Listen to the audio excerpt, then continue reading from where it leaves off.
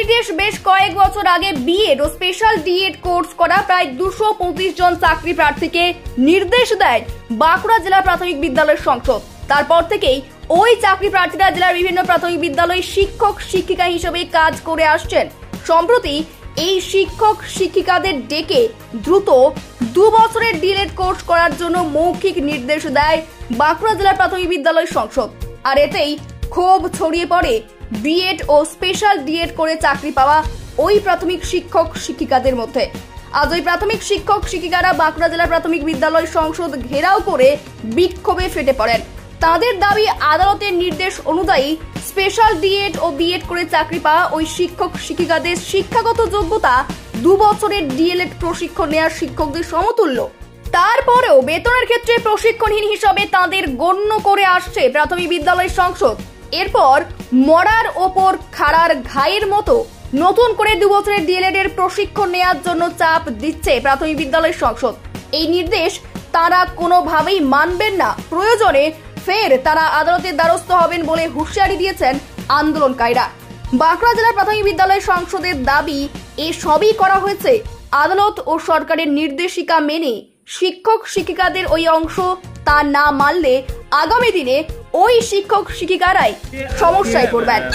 এখন আমরা কোর্টের নির্দেশে একটা মিনিমাম এলিজিবিলিটি ক্রাইটেরিয়া ফুলফিল করে চাকরি করছি এবং এনসিটির গাইডলাইন সম্পূর্ণ মেনে একটা মিনিমাম এলিজিবিলিটি ক্রাইটেরিয়া ফুলফিল করে চাকরি করছি।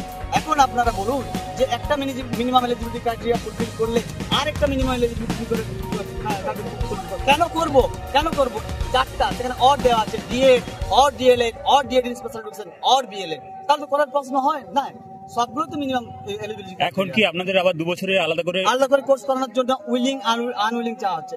আমরা তো যে জায়গাটা পড়িনি আমরা সেটা করবো কি করে? আমরা তো আনউইলিং উইলিং কোনো ক্ষেত্রেই পড়বো না, কারণ আমরা মিনিমাম এলিজিবিলিটি ক্রাইটেরিয়া ফুলফিল করেছি। আর স্টেটের নির্দেশই আছে মিনিমাম এলিজিবিলিটি ক্রাইটেরিয়া ফুলফিল করতে হবে 2014 এনসিটি রেগুলেশন অনুসারে এবং 2014 এনসিটি রেগুলেশন অর্থাৎ 2010 এনসিটি গ্যাজেট। সেখানে মাত্র 4টি ক্যাটাগরিকে ধরে রাখা হয়েছে এবং এই ক্যাটাগরিগুলি এখনো আছে। আমরা তার মধ্যে আপ টু ডেট আজ পর্যন্ত এই ট্রেনিংটা এখনো পর্যন্ত প্রাইমারির জন্য বৈধ এবং একটি মিনিমাম এলিজিবিলিটি। আপনারা তো আন্দোলনে নেমেছেন, এরপরও যদি জোর করে চাপিয়ে দেওয়ার চেষ্টা হয় কি করবেন? দেখো, আমরা বৃহত্তর আন্দোলনে যাব। আমরা আগে তাদের কাছে মেমো চাইবো, ওনারা মেমো দিন, যেটা নিয়ম অনুসারে হয়। তারপর আমরা ভেবে দেখবো মেমোটা যদি আমাদেরকে এক্সক্লুড করা হয় তাহলে আমাদের কোনো প্রশ্ন নেই। যদি ইনক্লুড করা হয়, আমাদের অলরেডি আপনাদেরকে জানিয়ে রাখি বি ক্যাটাগরি করার জন্য যে কেসটা চলছে তাতে আমরা আপিল করেছি আমাদের 6 মাসের কোর্স করার জন্য। এনসিটি এখনো আদৌ ঠিক করে উঠতে পারেনি আমাদের করাতে পারবে কিনা পারবে, কারণ বীরভূমে কেসে জাস্টিস। আপনার নাম? আমার নাম সাতুর পাত্র। অ্যাপয়েন্টমেন্ট লেটারে ট্রেন টিচার হিসেবে আমরা জয়েন করি এবং তার আগে জয়েনের আগে আমরা যখন অ্যাপ্লিকেশন করি চাকরির জন্য তখন আমাদের বিএড কে ট্রেন ধরা হয়েছিল। তারপরে আমরা যখন বাঁকুড়া ডিপিএসসি থেকে অ্যাপয়েন্টমেন্ট লেটার পাওয়ার পর স্কুলে জয়েন করি তো আমাদের স্যালারি হওয়ার সময় বলা হয় যে আমরা নন টেন, শুধুমাত্র 6টা জেলায় বলা হয়, তার মধ্যে বাঁকুড়া একটা, বাকি 22টা জেলায় বিএড ডিএড সমান স্যালারি দেওয়া হয়। তো আমরা যখন প্রতিবাদ করি আমাদের সেখানে বলেন, চেয়ারম্যান ম্যাডামও বলেন এবং এসআইও বলেন যে আপনারা চাকরির ক্ষেত্রে ট্রেন, নাহলে তো অন্য নন টেনরাও চাকরি পেত। আমরা বিএড দেখিয়ে চাকরি পেয়েছি। বিএড যে 20 নাম্বার ট্রেনিং এ ছিল 20 নাম্বারের মধ্যে আমরা চাকরি পাই। তা সেখানে বলা হয় আপনারা চাকরির ক্ষেত্রে টেন কিন্তু স্যালারির ক্ষেত্রে নন টেন। মানে কথাটা কতটা ইল্লিগাল দেখুন, এটা কোনোদিন হয় না।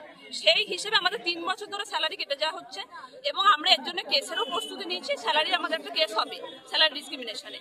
কিন্তু সমস্যা হচ্ছে কালকে হঠাৎ করে আমাদের একটা নোটিশ দিয়ে এবং নাম ধরে অফিস থেকে ফোনও করা হয়, আমাদের ডিপিএসসি তে কনফারেন্সের জন্য ডাকা হয়েছিল। তো কনফারেন্সের নামে আমাদের কি করা হলো, আমাদের উপর জোর করে 2 বছরের রেগুলার মোডে ডিএলএড কোর্স চাপিয়ে দেওয়া হয়।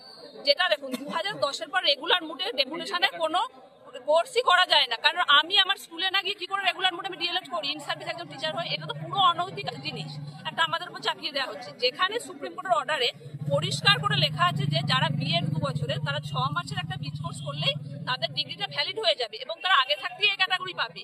মানে ক্যাটাগরি চেঞ্জ কিন্তু নয়, শুধুমাত্র আমাদেরকে 6 মাসের বিচ কোর্স করতে হবে। এটা তাদের একটা সুযোগ দেওয়া হয়েছে, গভর্নমেন্ট একটা সুযোগ দিয়েছে।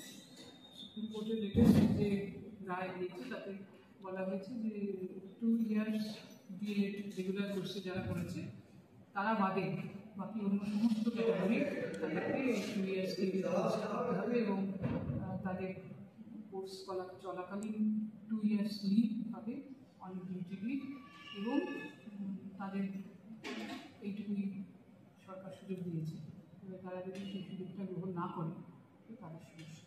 তারা তো আন্দোলনে নেমেছে রীতিমতো এবং তারা বলছে যে তারা কোনোভাবেই এই কোর্সটা করবে না। তারা না করলে তারা সরকারের সাথে বোঝাপড়া করবে। আমি তো সরকারের বার্তাবাহক মাত্র, সরকার আমাকে ইনস্ট্রাকশন দিয়েছে, সরকার যে ইনস্ট্রাকশন দিয়েছে আমি সেই ইনস্ট্রাকশন ফলো করেছি। তারা বলছে যে তারা 2 বছরের যারা মানে ডিএলএড এর সমকক্ষ তাদের যে কোয়ালিফিকেশন রয়েছে এটা কোর্ট মান্যতা দিচ্ছে না, আমি তো এটা ডিসিশন নিই।